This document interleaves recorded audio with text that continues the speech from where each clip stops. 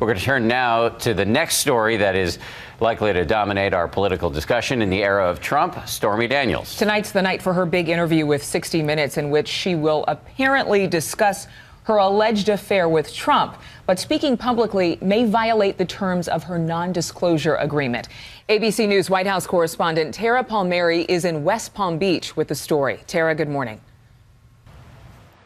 Good morning, Dan and Adrian. That's right. It's the first time President Trump isn't punching back on Twitter.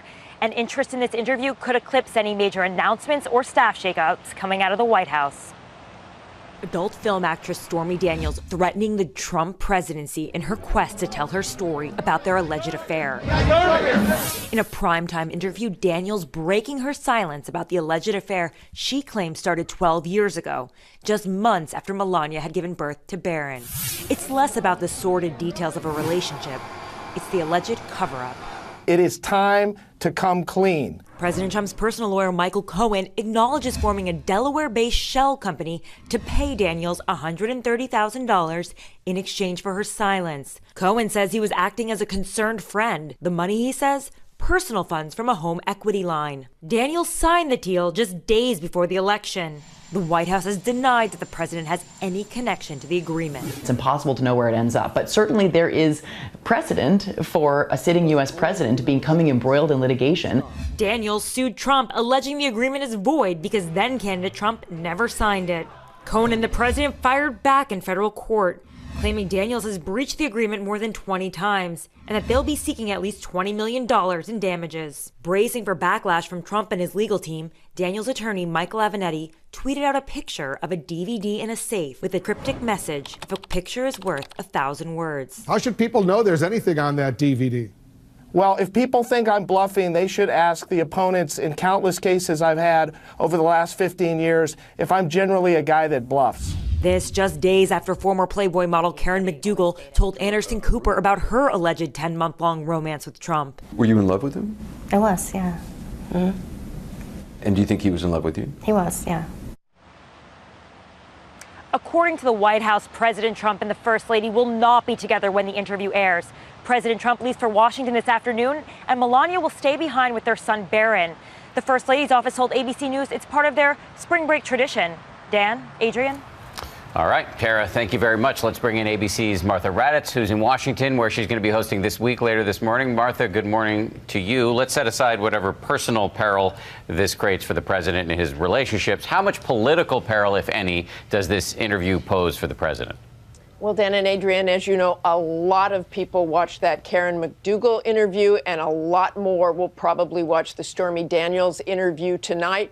But I think we all have to remember that after that Access Hollywood tape, really nothing happened. He was elected president. People put that aside. So tonight, when they watch it, I think a lot depends on how much detail she gives. Can that detail be proven in any way? And of course, what President Trump's response is to that. Good points, Martha. You were at the march as well yesterday. The images and speeches moving. But in a country that is deeply divided over gun rights, is this movement genuinely poised to make any concrete progress? Well, you know, yeah, I have to say you really felt that yesterday. The Pennsylvania Avenue, as David said, was absolutely packed. I talked to a lot of people. There was such a passion there. And a lot of those kids talked about moving forward. They talked about the elections. They talked about the midterm elections. So that's where they're really concentrating their power on political change. You certainly get the feeling there will be change, and we haven't really seen an anti-gun rally like that in this country that large.